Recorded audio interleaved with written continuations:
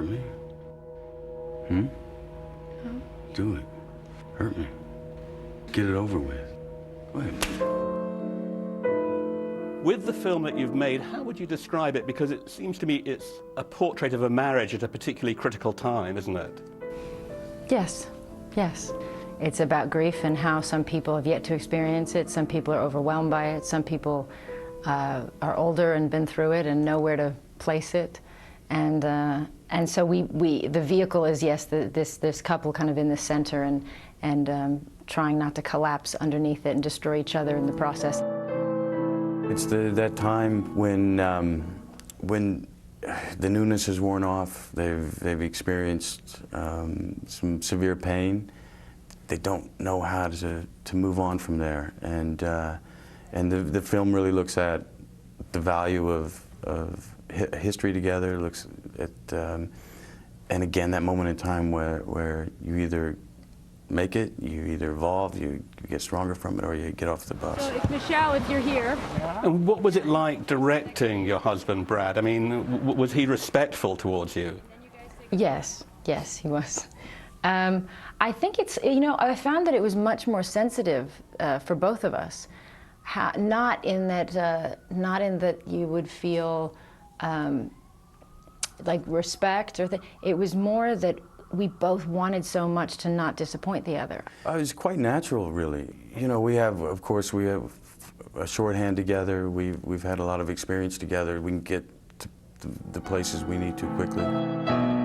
Was it difficult to do some of the scenes in the film? Because, I mean, there is a moment when there's a bit of a physical altercation between the two of you, and that was painful to watch. It's not necessarily a fun way to spend the afternoon, but that's our job. That's what we do. It's ugly. It can get ugly, but I mean, it's not to say that marriage, it's not just about marriage, it's depression. She's sick, I think, my character. And depression is not and alcoholism and all of that, it's not a little thing. It can be very ugly. Fortunately, we have 6 kids we gotta go home to, so it was easy to put it aside and take care of some teeth brushing and what have you. With this film, the focus was very much on a marriage, and it does make you think about marriage. Did it make you think about what the key is to a good marriage?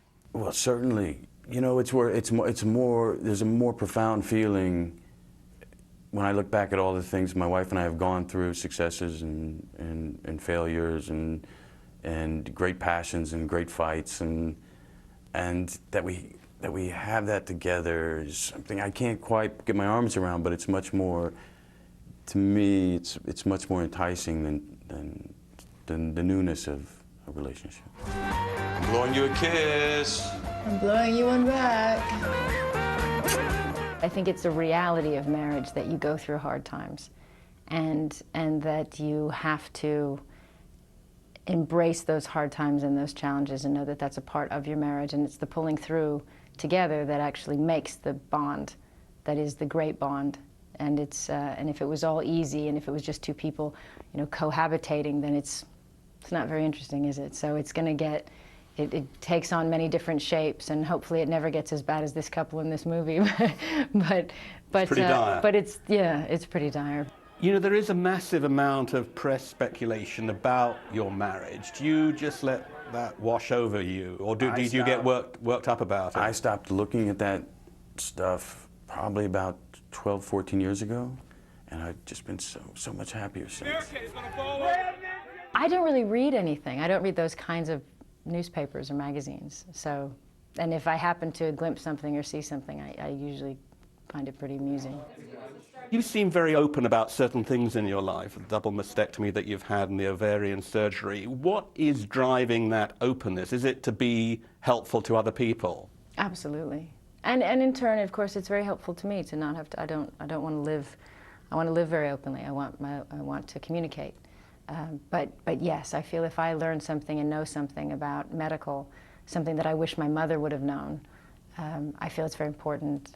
I want to share anything that I've learned with other women.